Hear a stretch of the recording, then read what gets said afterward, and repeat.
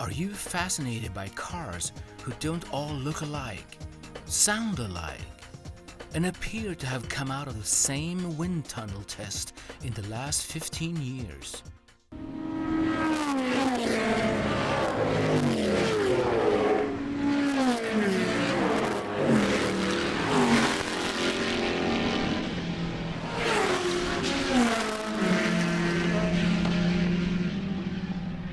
Do you get goosebumps and chills from hearing raw, unmuffled engines, regardless of the displacement and number of cylinders?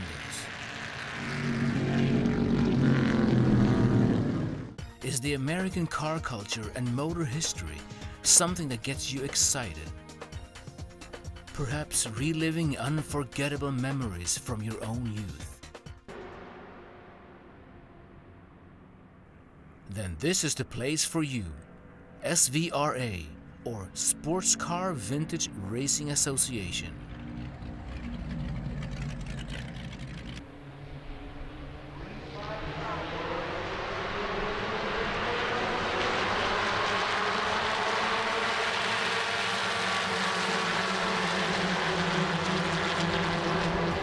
For a very small fee, you can walk around the pits and look at all the cars up front and close. Chat with the drivers and ask questions about their cars. And of course, watch them go as fast as they can on the track. This is what they were built to do, race.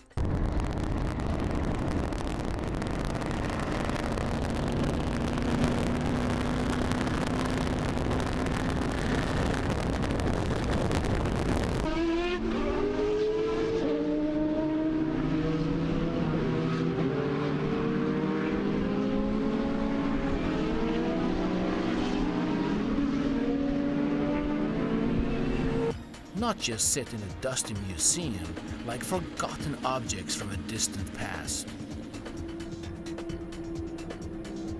Driving these cars take muscle and skills. Not a high-tech gadget as far as the eye can see. No computer-driven traction control. You have to rely on your muscle memory, intuition, and raw strength.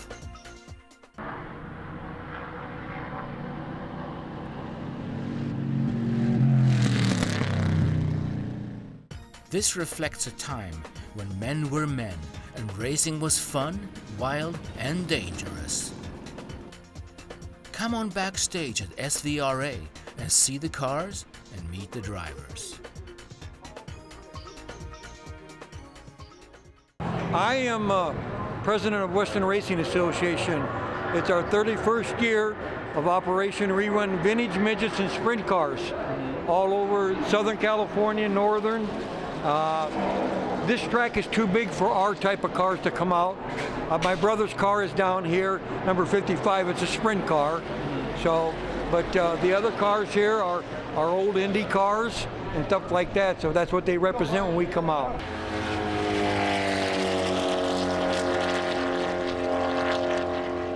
I have a 1949 Curtis Craft Offenhauser midget and a 1949 Ford 60 Curtis Craft midget that I run. I've been running in WRA for the past 29 years.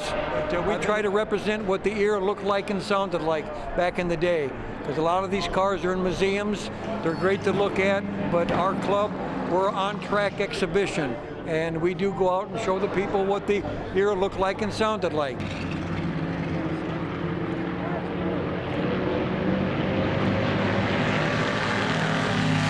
Some of the younger generation don't understand what these cars represent because they weren't around it. But the kids that have grown around it and their families, they can understand what an Indy Roadster looks like and non-cage cars and cage cars. I raced stock cars in Southern California for years. And then when this vintage stuff started to come up, I go, well, here's something I can get my helmet back on and start driving, never thinking it would be what I do 7 days a week. But that's what I represent.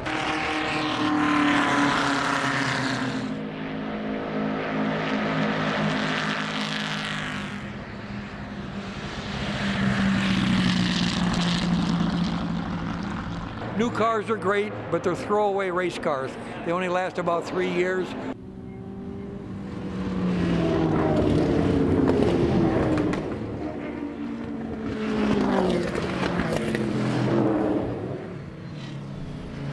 65. I plan on doing this another 20 years, because we've had guys in our club that are 85 and close to 90 years old that drive our midgets and sprint cars.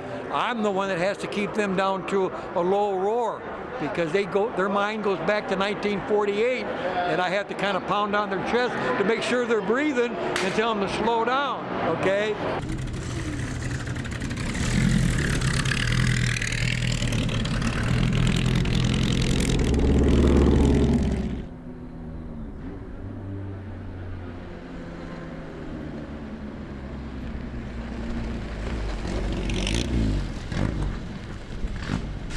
Like sex over 50, you got to slow down a little bit, okay? Same thing, these cars do not realize it's 2013. It's always the nut behind the wheel, and that's what you got to control.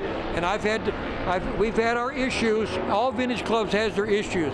Sometimes you need to drive within your ability, not what the car can do, because these things will hurt you in a minute.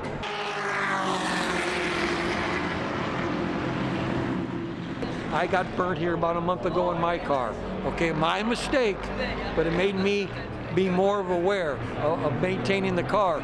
Fire does not know if you're doing 120 or 10, okay?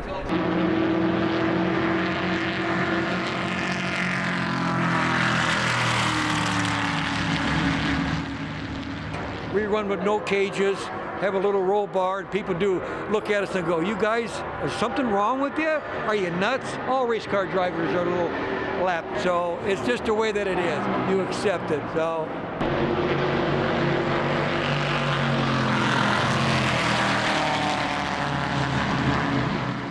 It's the only thing I've ever known, okay, and it is, how do you put it? It's worse than any kind of drug that you could find anywhere.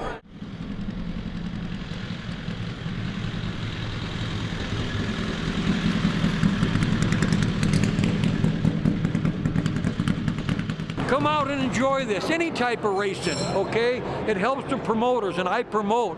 It's hard. Out here in California, we got Disneylands and Magic Mountains and all this other stuff. It's hard to put butts in the seat anymore, okay? So support your local racetrack. You may enjoy it, you may like it, you may come back, especially dirt cars, sprint cars and midgets on the dirt, okay? Thank you very much.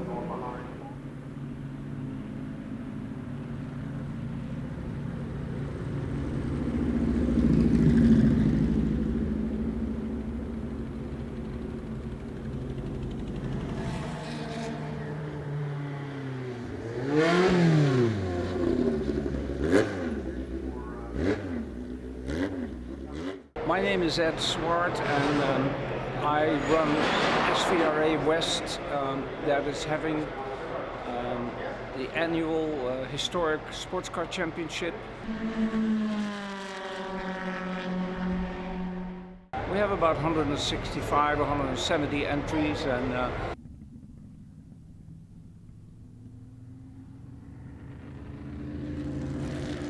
nice mixture of cars. We have Formula cars, sports cars and production cars, all running in 9 different race groups.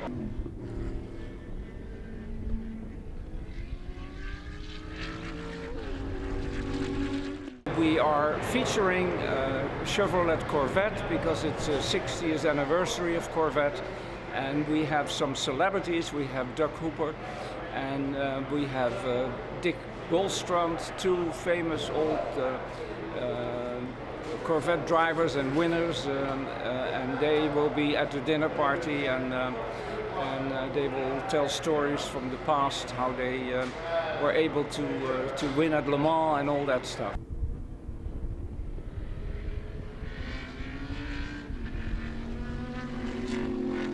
We run cars from the 60s, the 70s, the 80s, and even the 90s. And as exhibition, we even go to the early 2000 cars.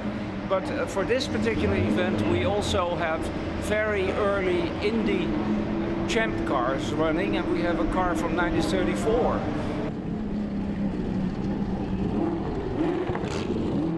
The fastest cars that we have running here, they do about 160 to 165 miles an hour. But of course, those very early cars on the oval only, they go barely over 100.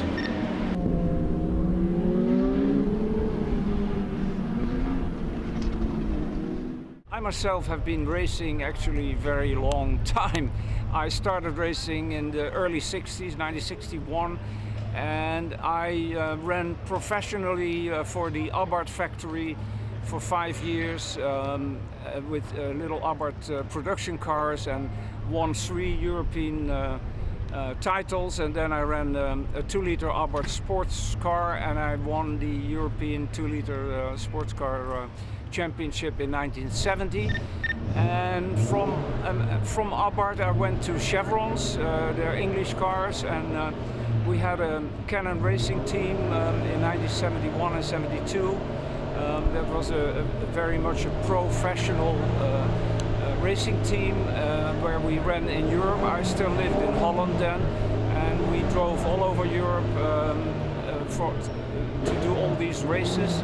And I went to historic racing in 1976 with a Ferrari, and then I moved to America in 1980, and I started racing vintage cars again, and got back into Chevrons, and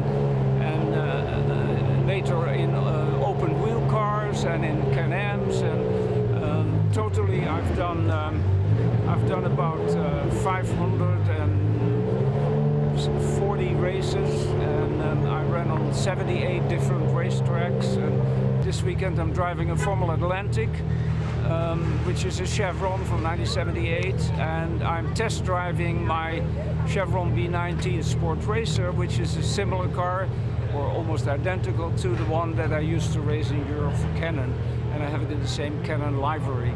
But I'm just testing it today to make sure it runs okay, because we're going to race that in the East Coast later in the season. We also have a driver school for novices, and we had 15 people attending to the school, and they seem to have a lot of fun doing that and learning something. They learn how to drive the lines on the track, and how to get better in braking and in cornering and all that. And this school was specifically for this event, and but it is a school of Jim Maloney, and he is based out of Arizona, where he runs the school at a racetrack there.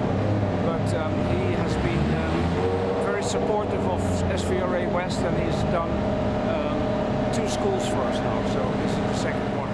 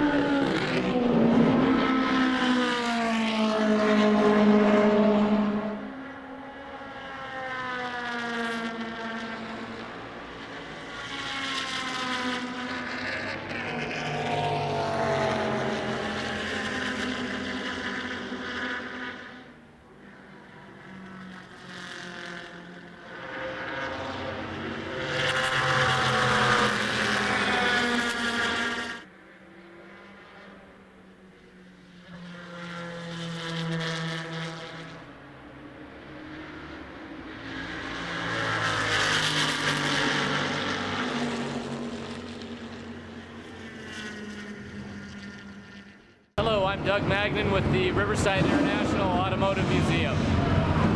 We're here at California Speedway. We have brought out our 66 Gurney Indy Eagle. Dan Gurney himself drove this car in the 1966 Indy 500. Unfortunately, he and a third of the field didn't complete the first lap. It's a little noisy in here, apologize, but this is what it is like here at the track with vintage racing. We have our stock cars warming up and pulling out.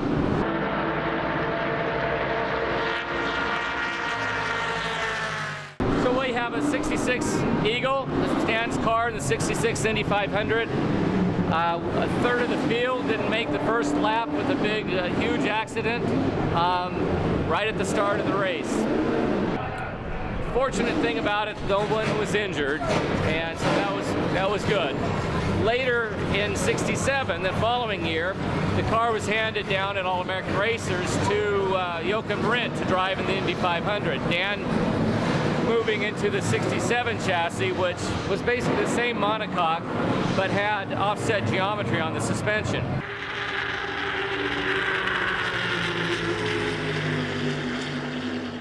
In late 1967, Indy cars returned to the West Coast. This car had been used prior to Indy in '66 as a test mule to prove to the USAC officials that Indy cars could run good lap times at Riverside Raceway and not embarrass themselves. Dan ran the track backwards because he didn't want to change the camber settings for Indy. They didn't bother changing the gearing because, again, they didn't want to run into any jinx or anything preparing for the Indy race. The lap times were turned into USAC officials, whom were happy with the numbers, and then they green-lighted for the following year the Rex Mays Series, which lasted for 3 years at Riverside Raceway until 1970, when the Ontario Motor Speedway opened up and Indy cars moved 15 miles down the road.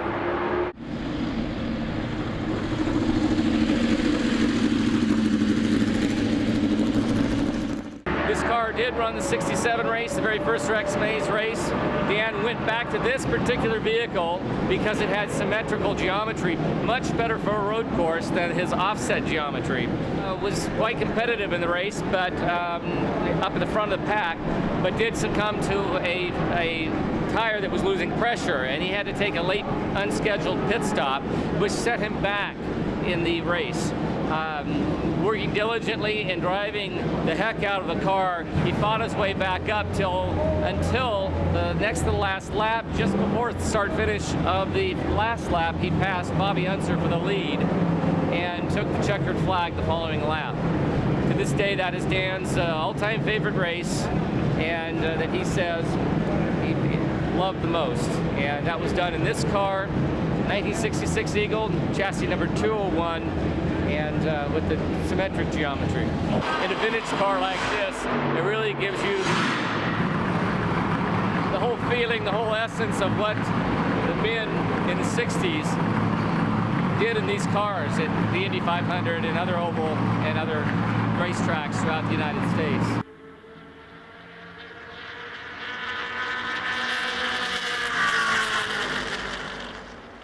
A dream almost.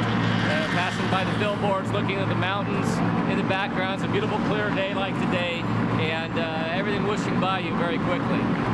One thing that's quite special about this era of race cars, this was the transition period of the perfection of mid-engine, rear-engine, open-wheel race cars. Dan Gurney knew that in 1966 he could get a twofer out of a single chassis. And this chassis did double duty. They would made a series identical in the monocoque that raced Formula One, as well as one that could run Indianapolis.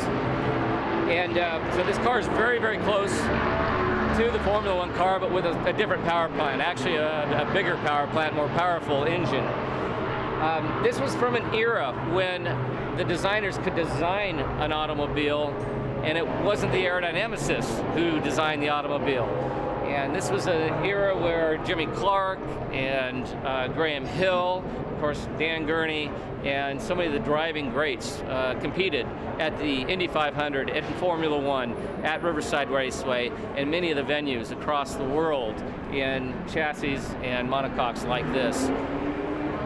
So it's really very, very nostalgic. I was a mere child when this car ran, but I do remember when I was a kid watching the Indy 500 with my father and the famous green and yellow Lotus cars of Colin Chapman and his drivers like Jim Clark and others that ran the 500.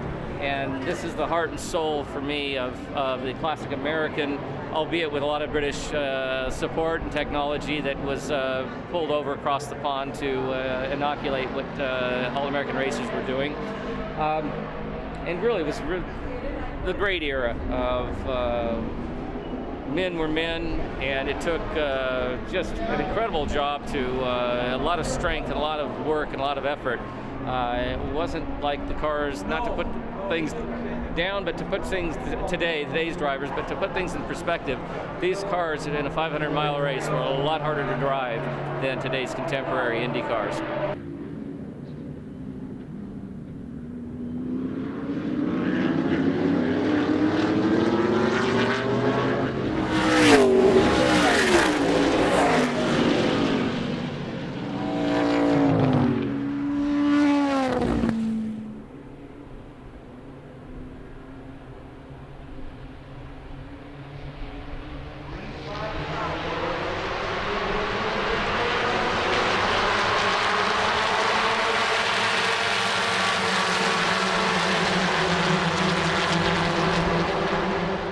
My name is Mark Patterson. I'm a resident of Hesperia, California. I have been racing vintage autos. This is my second season. Racing has been in our family since before 1964. My father raced sports cars with SCCA and later graduated to vintage cars, ran Porsches mostly.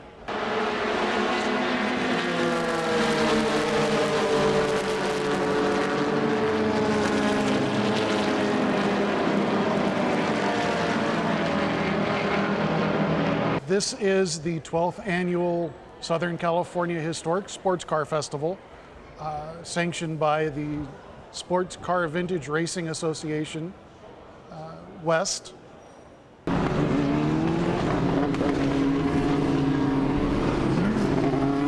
This is a bunch of like-minded individuals that enjoy racing their vintage race cars. We get our old cars out of the garage, dust them off, and drive them really fast.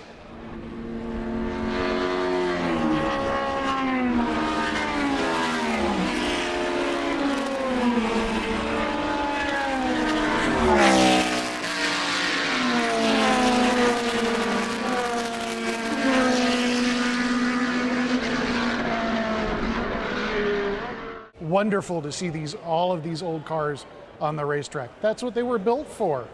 That's their home.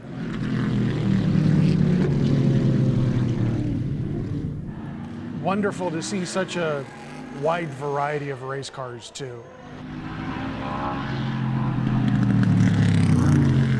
We don't race hard. We don't race as hard as we could. It's not like NASCAR where they're ripping fenders off and things like that. Where the sanctioning body tells us to go easy on each other, and we respect each other as competitors and as vintage car owners. There are any number of unique, irreplaceable cars out here, and the drivers of those vehicles, they know that, yes, let's race, let's have some fun, but let's not kill each other and destroy our cars in the process. Within the Formula Ford community, we like to have fun, we like to race hard. We're not afraid to get close to one another. But at the same time, we all have to go back to work on Monday morning. You can get into a Formula V or a Formula Ford for less than $10,000. Whether the car would be competitive or not, that's another story. I've got more money invested in my Lotus than I really should, but it's a family heirloom. It's a rolling memorial, as it were, and I don't mind spending the extra money because I know the quality of the work, the quality of the parts the race car it's on the track safely, and everything's right. My race car is a 1968 Lotus Mark 51 Formula Ford. 4-cylinder Ford motor. If you had a Pinto, when those were around, it's essentially the same motor. 4 cylinders, 1600 cc, pushrod motor, 4-speed Hewland gearbox. Formula Ford is really a spec racer class. Everything is supposed to be within specifications. So most of the cars produce within 1 or 2 horsepower of each other. There's a minimum weight in a lot of the sanctioning bodies, the racing clubs. So we're all pretty close in speed. The differential really is the amount of technology that's in the race car and how much right foot the driver sticks in it. My car is literally the very first model of Formula Ford ever built. It's not chassis number 1, but it's the first type of Formula Ford ever built. It's a tube chassis, all tubular suspension, very analog. There's nothing digital on it except the video cameras that I use. Driving that car is like stepping 35, 40 years back in history, and it's a blast to drive. Unlike some of the other cars out here, especially the bigger formula cars, you get in them and they're glued to the racetrack. There's no ground effects, relatively skinny treaded tires, so it's a lot of driving. I get out of the race car at the end of a race or a practice session literally soaked in sweat, and it's a very hands-on experience. Vintage automobile racing is quite a lot of fun. Beautiful cars, beautiful race cars, going fast, doing what they're supposed to do. It's a lot of fun. Bring your friends, bring your family, come on out, watch some racing.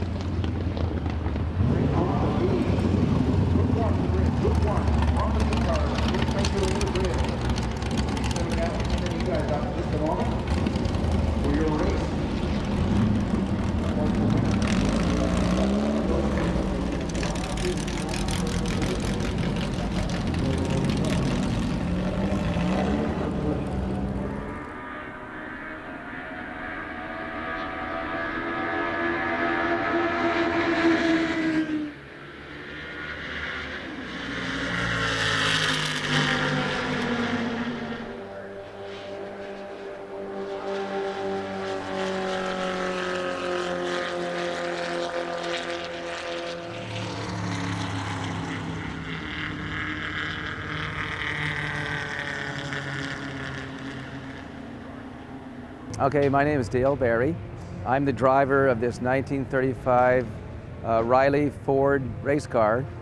It was built between 1933 and 1935 near Indianapolis, Indiana, and was used in round tracks, oval tracks, dirt, probably pavement, and other things that they could find during the period of time to race it.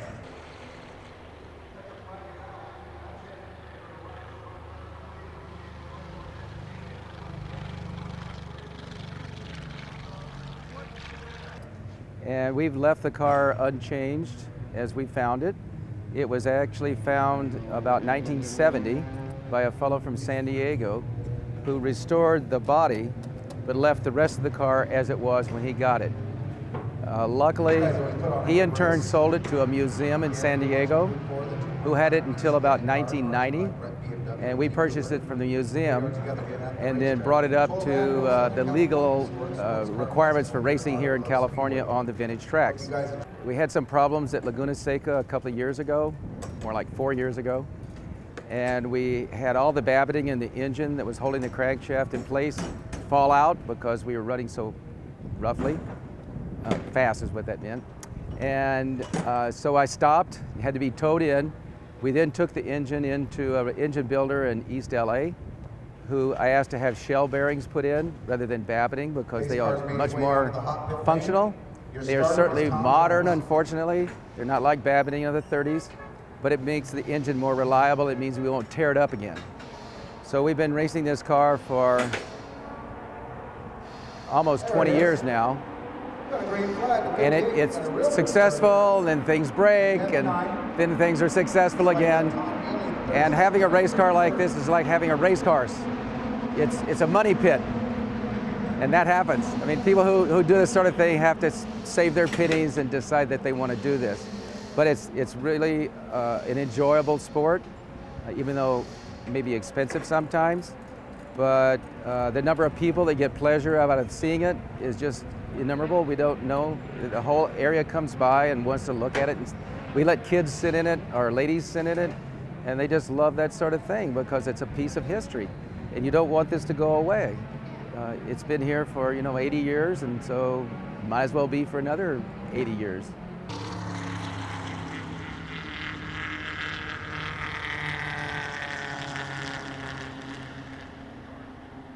The guy who raced this car the most he belonged to something called the Rutherford Gang. That didn't mean too much to me until I began to read the history. That means they were called the outlaws of the racetracks because they went anywhere they could find a racetrack that would pay money. And the object was they got 20 bucks for racing. They have a good deal because they bought gas and transportation, and maybe a couple of weeks later they go to a different racetrack. So the guy here raced under a lot of different names because that was the way they did it. So they were at some county fair, and he would become somebody famous. He always kept his first name, which was Ed, but it was always somebody else. Ed Rutherford, Ed Jensen, Ed so-and-so. And at the period of time, there were people that were known by their last names. They didn't remember the first name, but they'd say, oh boy, Ed so-and-so is coming here. And then they'd discover that he wasn't Ed so-and-so, he was somebody else. But it didn't matter, he had the money by then. So, there were lots of these, what they called them monthly warriors. They were built inexpensively. I don't have any idea what this car sold for brand new, but it wasn't a lot. The guy who bought it maintained it, I'm sure, all by himself. He would go with bag, tools to the races. Something broke, he'd try to fix it by himself. And then he'd go to another race to make more money, even though they had jobs. He had a monthly job. And this is what the sport went on for years. The guy that owned this originally probably had it for 15 years before he sold it to someone else, who then carried on the tradition up until the 50s when it became just another old car.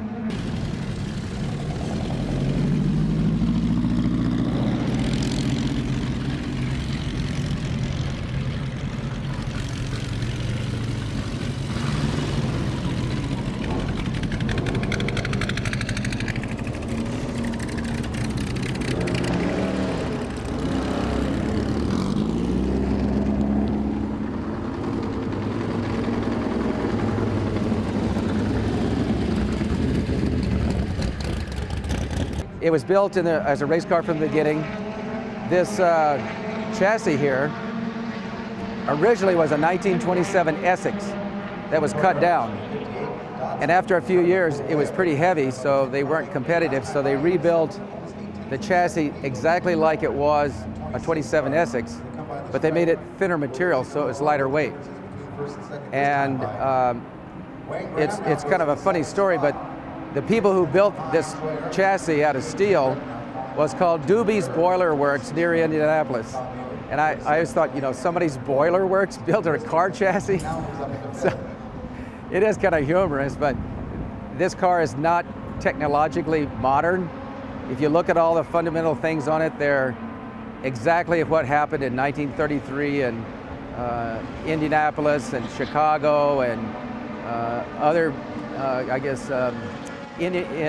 all through Indiana, Chicago, West Texas, some of the eastern states.